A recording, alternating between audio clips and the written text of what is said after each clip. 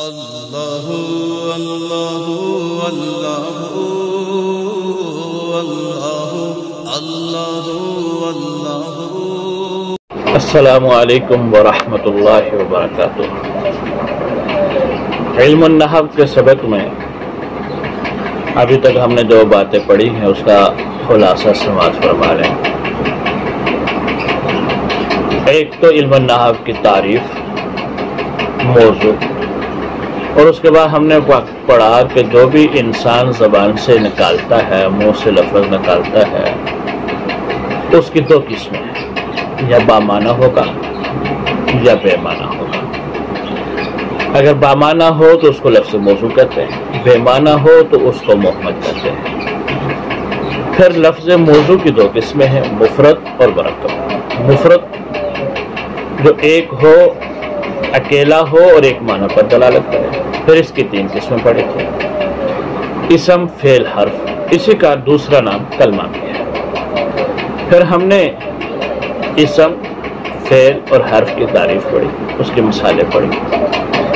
پھر اسم کی اقسام پڑھی، جامد، مصدر، مشتق۔ فعل کی اقسام پڑھی، ماضی، مضارع، امر، نہیں۔ پھر ہم نے پڑھا کہ مرکب وہ ہوتا ہے جو دو یا دو سے زیادہ کلموں سے ملا کر بنایا جائے۔ پھر اس کی دو قسمیں ہیں، مرکب مفید اور غیر مفید۔ مرکب مفید جس میں بات کرنے والا خاموش ہو، سننے والے کو کسی بات کی خبر یا طلب معلوم ہو۔ پھر اس کی دو قسمیں تھیں، جملہ خبریہ، جملہ انشائیہ۔ مرکب مفید کا دوسرا نام جملہ اور کلام بھی ہے۔ پھر جملہ خبریہ کی ہم نے دو قسمیں پڑھی تھی، جملہ اسمیہ اور جملہ فعلیہ۔ جملہ اسمیہ اسے کہتے ہیں جس کا پہلا حصہ اسم ہو، پہلا جز اسم ہو، اور جملہ فعلیہ اسے کہا جاتا ہے جس کا پہلا جز فعل ہو۔ پھر جملہ اسمیہ کی مثال جیسے زید قائم، اس میں زید مسند الیہ ہے اور قائم مسند ہے، مسند مسند الیہ مل کر جملہ اسمیہ خبریہ ہوا۔ جملہ فعلیہ کی مثال جیسے قام زید، قامہ فعل ہے، زید فاعل ہے۔ فعل کو مسند کہیں گے اور فاعل کو مسند الیہ کہیں گے۔ فعل اپنے فاعل سے مل کر جملہ فعلیہ خبریہ ہوا۔ اب مسند کیا ہے اور مسند الیہ کیا ہے؟ جس چیز کی طرف نسبت کی جائے اس کو مسند الیہ کہتے ہیں۔ مثلا میں کہتا ہوں کہ یہ قلم زید کا ہے، تو قلم کی نسبت زید کی طرف ہو رہی ہے، زید مسند الیہ ہوا۔ اور جس کی نسبت کی جائے یعنی قلم، وہ مسند کہلاتا ہے۔ مسند الیہ کو مبتدا بھی کہا جاتا ہے اور مسند کو خبر کہا جاتا ہے۔ جملہ فعلیہ کے اندر مسند فعل ہوتا ہے اور مسند الیہ اس کا فاعل ہوتا ہے۔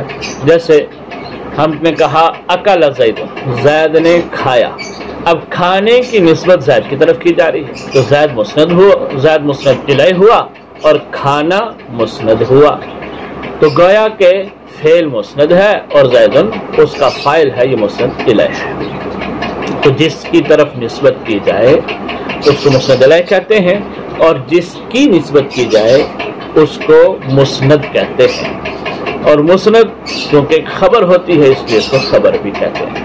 اب معلوم ہوا کہ مسند الیہ جو ہوتا ہے اس کو کہا جاتا ہے جس کی طرف نسبت کی جائے، یہ مبتدا بھی بن سکتا ہے اور فاعل بھی بن سکتا ہے۔ اسم جو ہوتا ہے وہ مسند بھی ہو سکتا ہے، مسند الیہ بھی ہو سکتا ہے۔ مثلا جملہ اسمیہ میں ہم نے پڑھا زید عالم، تو زید مسند بھی ہے، مسند الیہ بھی ہے۔ جملہ فعلیہ کے اندر ہم نے پڑھا تھا ذهب زید، تو یہاں زید مسند الیہ بن رہا ہے۔ تو اسم مسند بھی ہو سکتا ہے، مسند الیہ بھی ہو سکتا ہے۔ فعل صرف مسند ہوتا ہے، مسند الیہ نہیں ہوتا، کیونکہ فعل کی نسبت کسی اسم کی طرف کی جاتی ہے۔ جس کی طرف نسبت کی جاتی ہے وہ مسند الیہ ہوتا ہے اور وہ اس کا فاعل ہوتا ہے۔ فعل خود ایک خبر ہوتی ہے، بس اس نے کھایا، اس نے پیا، وہ سویا، کھانا پینا سونا یہ خبر ہے۔ جس کی خبر دی جا رہی ہے زید نے کھایا، عمر نے کھایا، بکر نے کھایا، بکر سویا، تو وہ بکر، عمر، خالد یہ مسند الیہ بنیں گے۔